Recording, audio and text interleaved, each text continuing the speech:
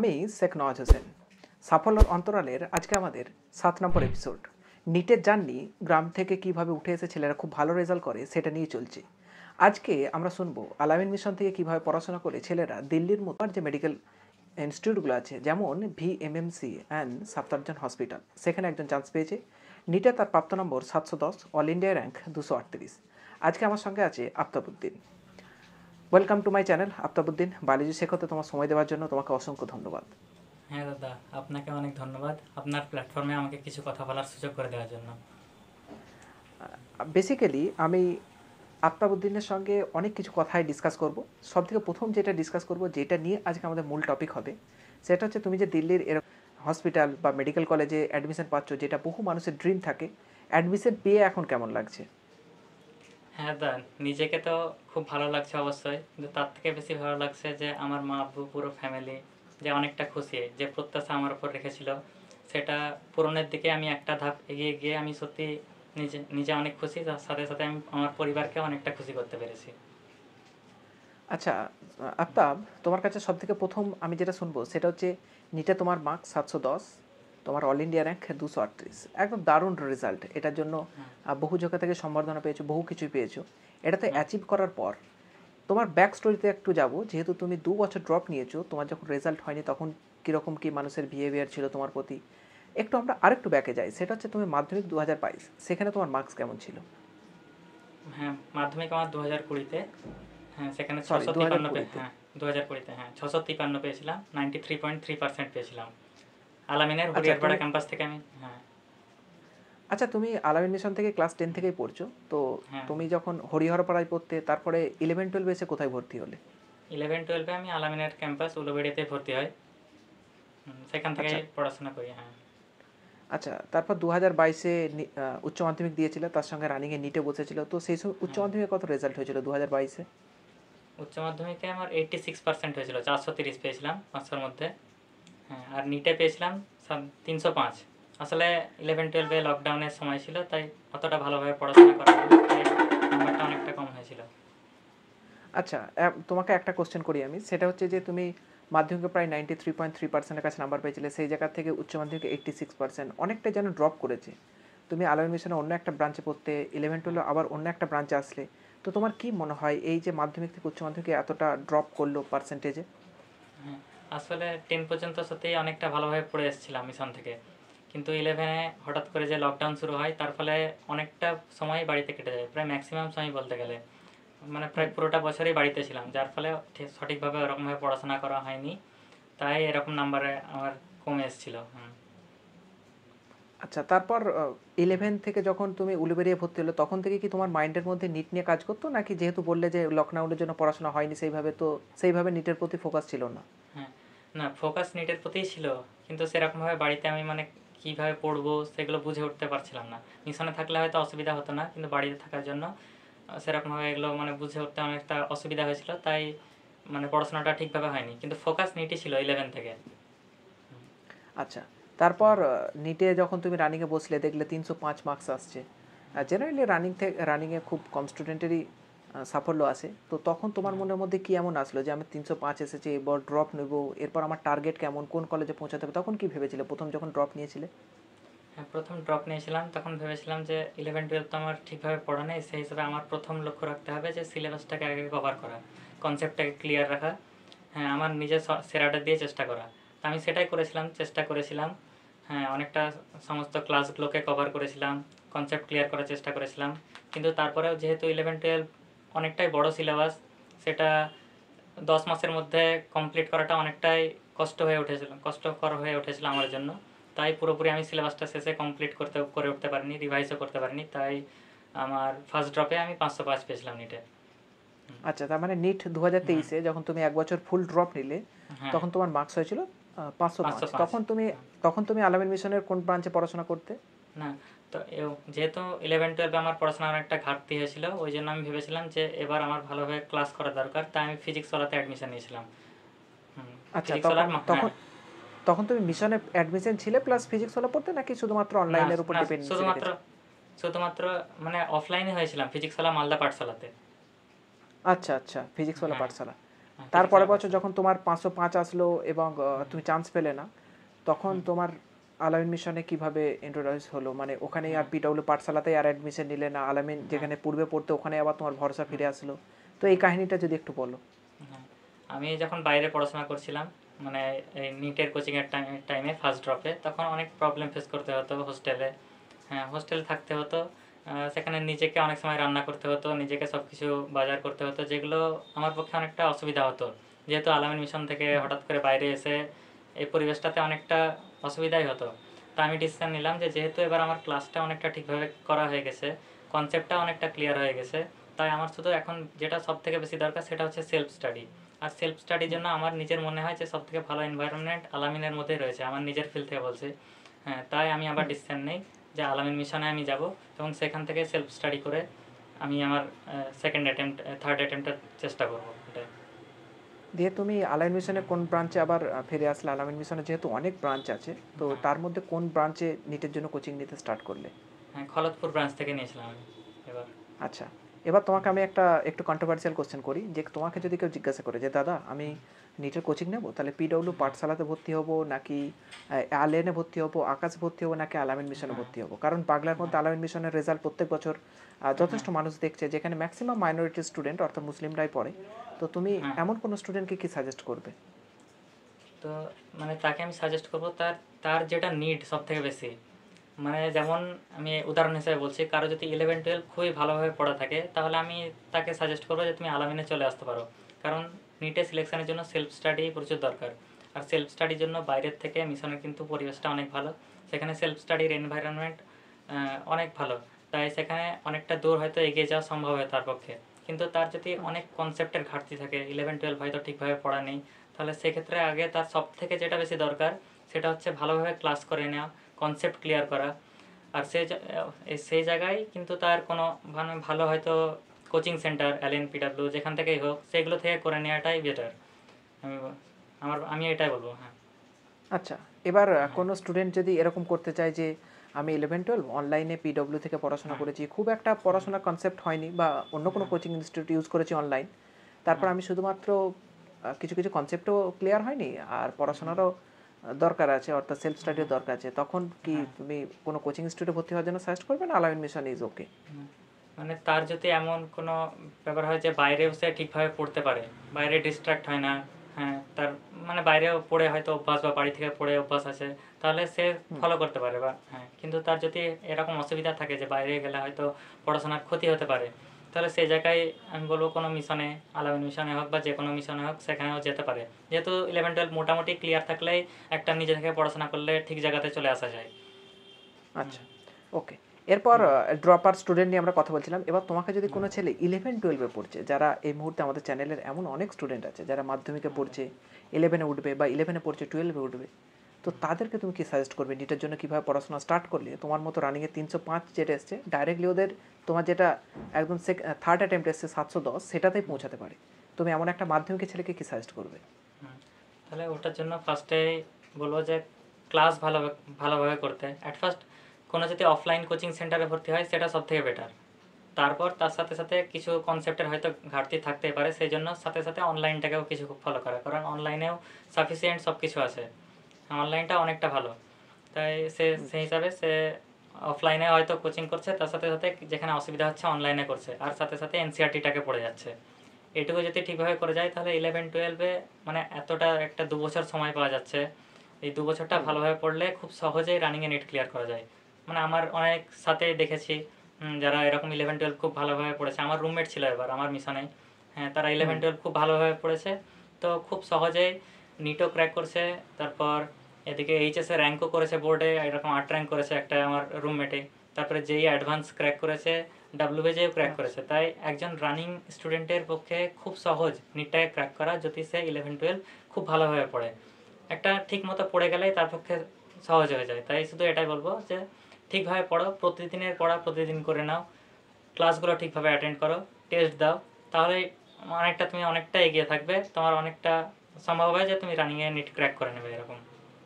তার মানে তোমার কি মনে হয় যে রানিংয়ে নিট ক্র্যাক করার জন্য জাস্ট একটা শুধু দিক দশা এবং নিজের ডিসিপ্লিন দরকার, তাই তো? হ্যাঁ, রানিংয়ে ওটাই যে ঠিকভাবে পড়লেই হয়ে যাবে। আচ্ছা, আর যেহেতু বর্তমানে আরেকটা জিনিস নিয়ে বলি, বর্তমানে কাট অফটা খুব হিউজ পরিমাণে বেড়ে গেছে, প্রায় 630+।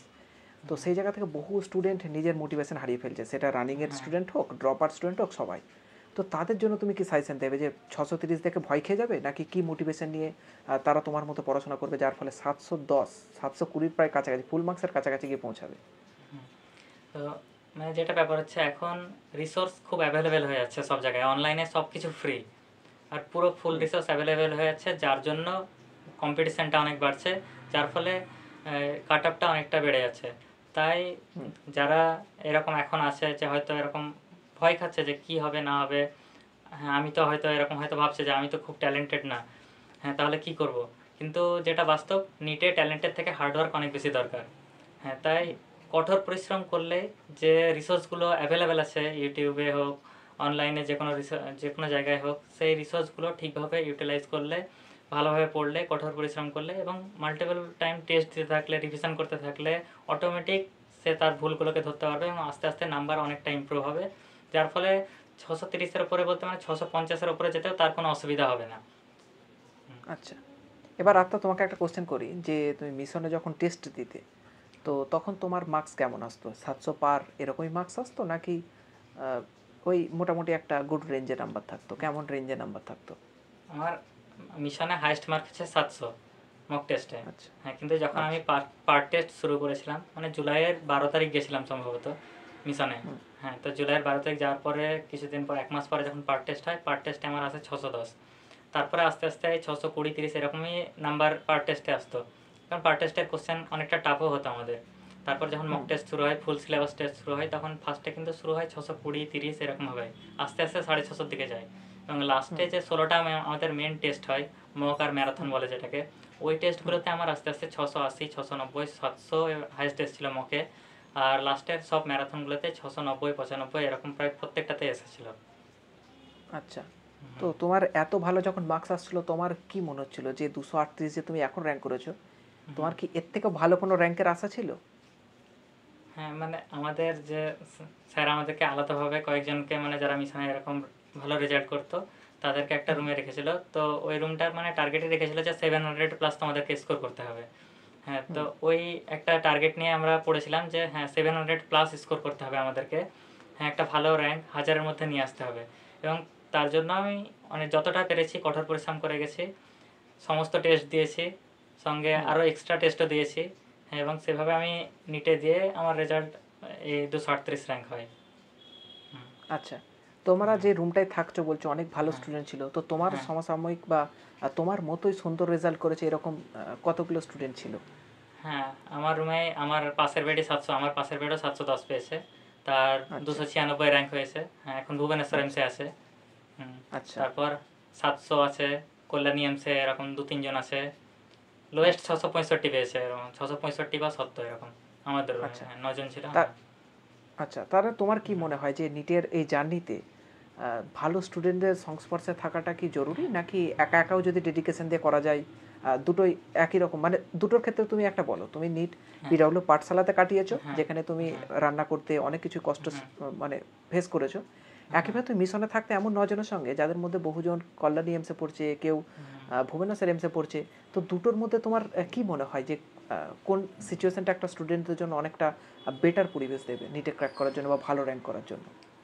তো আমি মানে আমার পার্সোনাল এক্সপিরিয়েন্স থেকে বলছি যে আগের বছর যখন আমি পিডাব্লিউতে ছিলাম, তখন যে আমার রুমমেটগুলো ছিল, হ্যাঁ, তো তারা হয়তো মানে সেরকমভাবে চেষ্টা করতো না বা কিছু, তো সেইগুলো দেখে আমার হয়তো এরকম একটা মনে হতো যে আমিও খুব একটা মানে এরকম পড়তে ইচ্ছে করছে না।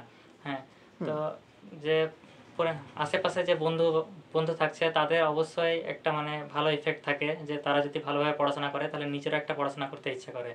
হ্যাঁ, হয়তো আগেরবার যদি আমি এরকম ভালো বন্ধু পেতাম, হ্যাঁ তাহলে হয়তো আগেরবারও আমার নিট ক্লিয়ার হয়ে যেত, কারণ আগেরবারও আমার ফার্স্টের দিকে ভালো নাম্বার আসতো, কিন্তু লাস্টের দিকে আমি ধরে রাখতে পারিনি সেটা। কিন্তু এবার যে কন্টিনিউভাবে ধরে রাখতে পেরেছিলাম, তার একটা কারণ ছিল অবশ্যই, মানে আমার সাথে যে ভালো বন্ধুগুলো থাকছে তারা তারা একটা সবসময় মোটিভেট করতো আমাকে। আমিও তাদেরকে যখন আমি আমি যখন ভালোভাবে পড়তাম, তখন আমিও তাদেরকে মোটিভেট করতাম এরকম যে হ্যাঁ তাদের সঙ্গে কোনো ডাউট থাকলে ক্লিয়ার করে নেওয়া হতো, তাদের কোনো ডাউট হলে তারা আমার কাছ থেকে ক্লিয়ার করে নিত। এরকমভাবে যে একটা পরিবেশ তৈরি হয়, তো সেটা খুব দরকার, মানে এটাই আমার মনে হয় যে একসঙ্গে বন্ধু যদি ভালো বন্ধু থাকে কয়েকজন, তাহলে তারা যদি একসঙ্গে থাকে তাহলে এটাই বেশি বেটার, আমার কাছে মনে হয় এটাই। আচ্ছা, আর একটা জিনিস বলি আমি, অনেক স্টুডেন্ট বাড়ি থেকে পড়াশোনা করে, যেহেতু অনলাইন অ্যাভেবিলিটি অনেক বেশি হয়ে গেছে, অনেকজনের ফিনান্সিয়াল কন্ডিশনও সেরকম নয়। হ্যাঁ তো যারা সিঙ্গেললি বাড়িতে পড়ছে তাদের জন্য কি সাজেস্ট করবে? তাদের তো বন্ধু সেইভাবে পরিচিত কেউ নেই, বা কোনো একটা এলাকা থেকে দেখা যাবে ওই ছেলেটা একাই নিটের জন্য ড্রপ নিচ্ছে, তাদের জন্য কি সাজেস্ট করবে? তাদের মোটিভেশন কীভাবে ধরে রাখা উচিত? তাদের একটা যে তাদের ফ্যামিলিতে আব্বু মা দাদা দিদি যে আছে তাদের সঙ্গে একটু ফ্র্যাঙ্কলি মিশে থাকা, কোনো অসুবিধা হলে তাদের সঙ্গে শেয়ার করা। নিটে প্রিপারেশান নেওয়ার সময় স্বাভাবিক অনেক অসুবিধা হবে, ডিমোটিভেশন আসবে, অনেকে অনেক কিছু বলবে, টেস্টে হয়তো খারাপ নাম্বার আসলো, নিজের একটু ডাউন ফিল হচ্ছে, তো সেই সময় একটু পরিবারের সঙ্গে শেয়ার করা এটাই। আর তার সঙ্গে সঙ্গে যে টিচারদেরকে ফলো করছে সেই টিচাররাও অনেক ভালো কথা বলে, যেগুলোকে অনেকটা ভালোভাবে ফলো করার চেষ্টা করা। আর অনেকটা টেস্ট দেওয়ার চেষ্টা করতে হবে। আর মানে বাড়িতে যখন থাকবে, তো বাড়িতে থাকলে অনেক টেস্ট যখন দিতে থাকবে তখন নিজে নিজে অনেকটা কনফিডেন্ট হয়ে যাবে। আর এই কনফিডেন্সটা অনেক দরকার মানে নিটে ভালো স্কোর করার জন্য। তাই বাড়িতে থাকলে একটু দরকার ফ্র্যাঙ্কলি ফ্যামিলির সঙ্গে মেশা, আর একটু ভালোভাবে পড়াশোনা করে টেস্টগুলো বেশি করে দেওয়া, টিচারকে ফলো করা, এটাই। আচ্ছা, তো টেস্ট নিয়ে যখন বলছো, টেস্ট নিয়ে আমি একটা কোশ্চেন করি, সেটা হচ্ছে মোটামুটি একটা নিট স্টুডেন্টকে কতগুলো মক টেস্ট দিতে হবে মান্থলি? মান্থলি কতগুলো দিতে হবে? তারপর তো সেটা ইয়ারলি সে হিসাব করে নিতে পারবে। মান্থলি মেন একটা মক টেস্ট ফলো করা দরকার। মেন মক টেস্ট দুটো হলে ঠিক আছে, হয়তো বা দুটো থেকে কম, হয়তো 3 সপ্তাহ পর একটা দিচ্ছে, সেটাও ঠিক আছে। কিন্তু তার সাথে সাথে চ্যাপ্টার ওয়াইজ টেস্ট, হ্যাঁ, তারপরে হয়তো কোনো পার্ট থেকে কোশ্চেন প্র্যাকটিস, সে যাই হোক, মানে ওগুলোকে কন্টিনিউ রাখতে হবে। আর মেন টেস্ট ওই মাসে দুটো, ম্যাক্সিমাম দুটো, বা এই 3 সপ্তাহে একটা, এটুকুই ঠিক আছে।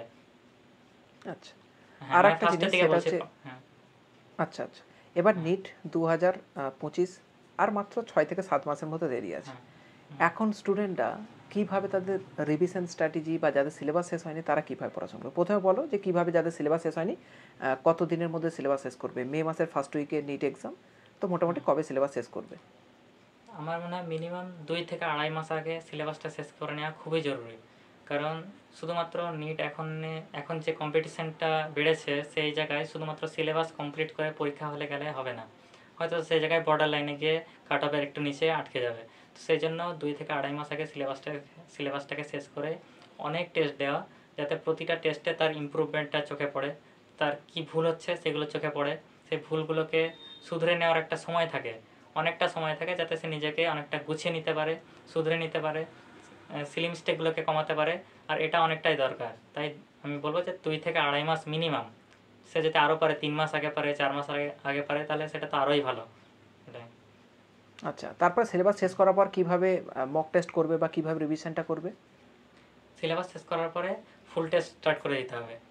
ফুল টেস্ট স্টার্ট করে দিয়ে একটা কন্টিনিউ, ফার্স্টে হয়তো অল্প দিচ্ছে, হয়তো প্রতি সপ্তাহে একটা করে দিচ্ছে, কিন্তু তার সাথে সাথে তার যে উইক টপিকস আছে সেগুলোকে আইডেন্টিফাই করে রাখতে হবে। অর্থাৎ মানে টেস্টটাকে ভালো করে অ্যানালাইসিস করতে হবে। যে ফার্স্টে একটা ফুল টেস্ট দিল, সেই টেস্টটাকে খুব ভালো করে অ্যানালাইসিস করতে হবে। মানে অ্যানালাইসিস বলতে শুধু এটাই না যে কোনো একটা কোশ্চেন ভুল হলো, সেই কোশ্চেনটা দেখে নিলাম তাহলে হয়ে গেল, শুধু ওটা না, যে কোশ্চেনটা ভুল হলো সেই কোশ্চেনটা কোন টপিক থেকে ভুল হলো সেটা পিছনে লেখা রাখা, যে আমার এই টপিকটা উইক আছে মনে হচ্ছে, তাহলে আমাকে এই টেস্টটা কমপ্লিট করার পরে এই টপিকটা আমাকে পড়ে নিতে হবে। এরকমভাবে প্রতিটা, তারপরে যে সিলি মিস্টেক হলো সেই সিলি মিস্টেকটাকেও লিখে রাখতে হবে। মানে সে আলাদা করে লিখে না রাখুক, অন্তত কোশ্চেনের মধ্যেও লিখে রাখতে হবে যে আমার এই সিলি মিস্টেকটা হলো, পরের বার যেন এই সিলি মিস্টেক আমার না হয়। কারণ ম্যাক্সিমাম স্টুডেন্টের যেটা হয়, সিলি মিস্টেকের জন্যই সিলেকশনটা হয় না। তাই সিলি মিস্টেকটা আইডেন্টিফাই করা খুবই জরুরি। তাই এরকমভাবে ফার্স্টে হয়তো অল্প করে টেস্ট দেবে, প্রতি সপ্তাহে একটা করে, এরকম দিতে দিতে হয়তো একটা মাস হয়তো একটা, মানে সপ্তাহে একটা করে টেস্ট দিল, এরকম 4টে 5টা দিল। তারপর তাকে এটা ইনক্রিজ করতে হবে, এক সপ্তাহে 2টো টেস্ট, এরকম দিতে দিতে আস্তে আস্তে লাস্টের দিকে কী করতে হবে, সপ্তাহে হয়তো 3টে টেস্ট, ডেলি টেস্ট দিচ্ছে এরকম।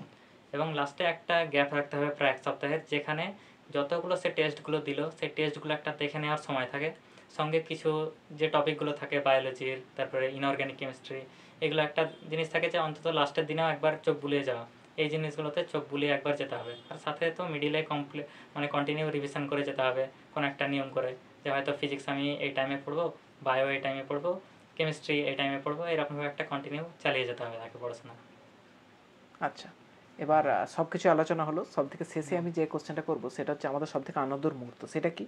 নিট এক্সাম দিয়ে এলাম, সব কোচিং ইনস্টিটিউট অ্যান্সার শিট বের করে দিয়েছে, তোমার মনের মধ্যে এবার ধুকধুক করছে, অ্যান্সার শিট মেলাতে বসলাম, তুমি মিলিয়ে যাচ্ছ, তোমার প্রায় 180 কোশ্চেনের মধ্যে তুমি যখন প্রথমে মার্কস পেয়েছিলে 715, অর্থাৎ 715, মাত্র একটা কোশ্চেন ভুল। তুমি যখন মেলাতে মেলাতে সব দেখছো রাইট, সব রাইট, তখন তোমার অনুভূতিটা কেমন ছিল? হ্যাঁ, তখন তো সত্যিই মানে খুবই ভালো লাগছিল, মনে হচ্ছিল সত্যিই মানে যে স্বপ্নটা আমি এতদিন দেখে এসেছিলাম সেই স্বপ্নের দিকে আমি অনেকটা এক ধাপ আমি এগিয়ে যাচ্ছি। আমার আব্বু পাশে আমার বসেছিল যখন আমি মেলাছিলাম, তো আমার আব্বু হয়তো জিজ্ঞাসা করছিল এরকম যে তোমার কেন কিছু ভুল বের হলো কিছু, এরকম। তো আব্বু একটা যে খুশি মনে জিজ্ঞাসা করেছিল একটা প্রত্যাশা নিয়ে, আমার চোখের সামনে আমি যেটা দেখতে পাচ্ছিলাম যে আব্বু আমার কতটা প্রত্যাশা করছে আব্বু মা।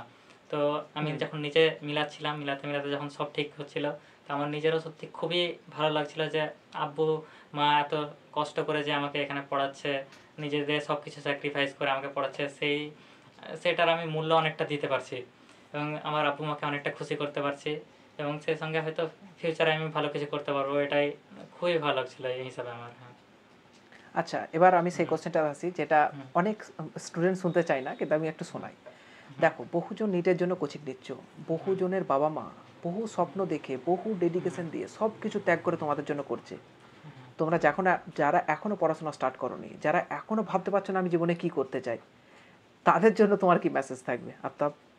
তাদেরকে আমি একটা কথাই বলবো যে তোমার বাবা মা এত কষ্ট করছে তোমার জন্য, এখন হয়তো তুমি সেটা বুঝতে পারছো না, কিন্তু সত্যি সত্যি তুমি যেদিন পরিশ্রম করে সেই সফলতাটা পাবে সেদিন তুমি বুঝতে পারবে যে সত্যিই সফলতার আনন্দ কতটা। তুমি মানে তোমার বাবা মা কতটা খুশি হয়, তোমার পাড়া প্রতিবেশী সকলে, তোমার আত্মীয় স্বজন কতটা খুশি হয়, তখন তুমি নিজে বুঝতে পারবে যে প্রত্যেকে যখন খুশি থাকে তোমার জন্য, তখন তোমার নিজের একটা যে খুশি অনুভব হয় সেটা সত্যি ভাষায় মানে বলে ব্যক্ত করা যাবে না, তুমি সেই দিন সেটা বুঝতে পারবে। তাই এখন থেকে বলবো যে একটু অন্তত তোমার আব্বু মায়ের দিকে তাকিয়ে একটু পরিশ্রম করো, একটু কঠোর পরিশ্রম করার চেষ্টা করো, একটু সামনের দিকে ফিউচারের কথা ভেবে একটু পড়াশোনা করো এখন থেকে।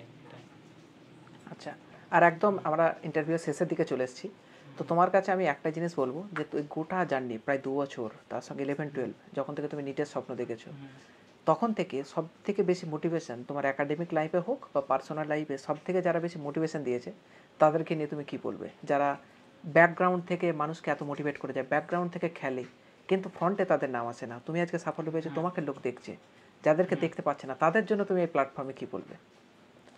এনারা সত্যিই মানে আমাকে তুমি নাম যেমন তুমি নাম নিয়ে বলতে পারো, তুমি নাম নিয়ে বলতে পারো, পার্টিকুলারলি নাম নিয়ে বলো, অসুবিধা নেই। হ্যাঁ, যেমন আলামিন মিশনে আমি যে 7 থেকে পড়াশোনা শুরু করেছিলাম, সত্যি মানে সেখান থেকে আমি হার্ডওয়ার্ক করা শিখেছিলাম, সব শিখেছিলাম। তিনারা আমাকে অনেকটা সামনে কিভাবে এগিয়ে যেতে হয়, মানুষের মতো মানুষ হতে হয়, ভালো ভালো ব্যবহার কীভাবে করতে হয়, সব কিছু শিখিয়েছিলেন। তো তিনাদের জন্যই মানে আস্তে আস্তে ধাপে ধাপেই আমি আজ নিট পরীক্ষায় উত্তর নিয়েছি। হঠাৎ করে এটা সম্ভব না, ছোট থেকে পরিশ্রম করে এসেছি বলে এটা সম্ভব হয়েছে। আর তার সাথে সাথে আমার মা আব্বু যে কঠোর পরিশ্রম করেছেন, সবসময় আমাকে মেন্টালি সাপোর্ট করেছিলেন। আগের বছর যে আমার রেজাল্ট খারাপ হয় তাতেও কোনোদিনও আমার মা বাবা আমাকে বকেননি বা কিছুই করেনি, শুধুমাত্র সাপোর্ট করেছিলেন যে আমি তোমাকে বিশ্বাস করি, এটাই যে তুমি আবার কোচিং নাও, তুমি নিজের সেরাটা দেওয়ার চেষ্টা করো এবং সেই সাথে আমাদের বিশ্বাস যে তুমি ভালো করবে। এবং তাই আমি আমার মা বাবুর স্বপ্নটা রাখার জন্য আমি চেষ্টা করেছিলাম ভালোভাবে পড়াশোনা করার। আর সাথে একাডেমিক বিষয়ে আমাকে আমার সবথেকে বেশি সাহায্য করেছিলাম আমার একজন মামা। হ্যাঁ, তো ক্লাস 11-এ যখন আমি ফার্স্ট ভর্তি হই তখন আমার মামা মানে আমি সেরকমভাবে এনসিইআরটি পড়তে হয় সেটা আমি জানতাম না। তো আমার মামা আমাকে বিশেষভাবে এই নিটেল সম্পর্কে, কীভাবে পড়াশোনা করতে হয়, কীভাবে ভালোভাবে পড়লে বেশি নাম্বার স্কোর করা যায়, সব কিছু আমাকে বলেছিলেন। মানে একাডেমিক লাইফে আমাকে প্রচুর সাহায্য করেছিলেন আমার মামা। আচ্ছা, এবং হ্যাঁ, আচ্ছা, তোমাকে একটু দাঁড় হ্যাঁ, করাই, তোমার মামা হ্যাঁ, কে এবং মামার নাম এবং মামা কি হ্যাঁ, করেন এখন? হ্যাঁ, আমার মামার নাম আলিউল হাসান। হ্যাঁ, আমার মামাও নিটের কোচিং নিয়েছিলেন, কিন্তু বিভিন্ন কারণে বা ফ্যামিলিগত কারণে হোক নিট ক্র্যাক করতে পারেননি এবং এখন হ্যাঁ ডিএমএলটি কোর্সে অ্যাডমিশন নিয়েছে এনআরএস কলেজে। আচ্ছা, হ্যাঁ, তারপর? তো ওটাই যে একাডেমিক লাইফে আমার মামা খুব হেল্প করেছেন সত্যি এবং এখনও আমাকে সাপোর্ট করে যান, এটাই। তো সত্যি আচ্ছা, আর প্রত্যেককে তোমার অনেক সহপাঠী, ধন্যবাদ। হ্যাঁ, আর তোমার সহপাঠী বা বন্ধুদের মধ্যে কাদের নাম স্পেসিফিক্যালি নেবে যে এরা না থাকলে হয়তো সাফল্যটা অনেকটা পিছনে থেকে যেত? হ্যাঁ, যেমন এইবারে কথা বলছি, আমার সহপাঠী রুবেল আহমেদ, হ্যাঁ, তারপরে আমার পাশের বেড রিজওয়ান, হ্যাঁ, প্রত্যেকে অনেকে আমাকে হেল্প করেছিল পড়াশোনায়। এটা। আচ্ছা, হ্যাঁ। তো আফতাবের সঙ্গে কথা বলে খুবই ভালো লাগলো। আশা করি যারা গোটা পডকাস্টটা শুনেছো তাদেরও খুব ভালো লেগেছে। আফতাবকে আবার অনেক অনেক ধন্যবাদ। আফতাবের চ্যানেলের লিঙ্ক দেওয়া থাকছে ডেসক্রিপশন বক্সে এবং ক্যাপশনে, সেখান থেকে কি আফতাবকে ফলো করো। আফতাব তার জার্নি, নিট কীভাবে এত ভালো রেজাল্ট করেছে সব কিছু শেয়ার করবে সেখানে। আফতাবের চ্যানেলটা কিন্তু অবশ্যই সাবস্ক্রাইব করে নাও। আজকের জন্য ভিডিও এখানেই। তোমাদের নেক্সট কোন টপিকের উপর ভিডিও প্রয়োজন অবশ্যই জানাও। Thank you all.